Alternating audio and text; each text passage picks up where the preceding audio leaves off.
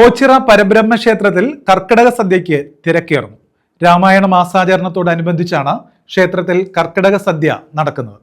ഓച്ചിറ പരബ്രഹ്മ ക്ഷേത്രത്തിൽ കർക്കിടക സദ്യയ്ക്ക് തിരക്കേറി. രാമായണ മാസാചരണത്തിന്റെ 9ാം ദിവസം നിരവധി പേരാണ് ക്ഷേത്രത്തിൽ അന്നദാനത്തിൽ പങ്കെടുത്തത്. രാവിലെ 11 മുതൽ തന്നെ അന്നദാനത്തിനുള്ള ഒരുക്കങ്ങൾ പൂർത്തീകരിച്ചിരുന്നു. ഉച്ച കഴിഞ്ഞ് 3 മണി വരെ അന്നദാനം നീണ്ടു. രാമായണ മാസാചരണത്തോടനുബന്ധിച്ച് ക്ഷേത്രത്തിൽ കർക്കിടകം 30 വരെയും അന്നദാനം സംഘടിപ്പിച്ചിട്ടുണ്ട്.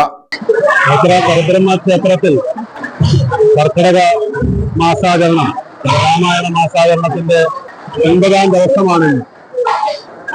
ഓച്ചിറ പ്രത്യേകമായി സജ്ജീകരിച്ചിട്ടുള്ള പന്തലിൽ ഓരോ ദിവസവും 10,000-കണക്കിന് ആളുകളാണ് കർക്കിടക സദ്യ കഴിക്കാനായി ഇവിടെ എത്തിച്ചേരുന്നത്. പാചകത്തിന് നേതൃത്വം കൊടുക്കുന്നത് നേമന കണ്ണാടി ശ്രീ മുരളീധരനുള്ള അവരുകളാണ്. അദ്ദേഹത്തിന്റെ നേതൃത്വത്തിൽ 200ഓളം ആളുകളാണ് പാചകത്തിനും ആഹാരം വിളമ്പുന്നതിനുമായി ഓരോ ദിവസവും ക്രമീകരിച്ചിട്ടുള്ളത്. ഓരോ ദിവസവും വ്യത്യസ്തങ്ങളായിട്ടുള്ള ആഹാരമാണ്.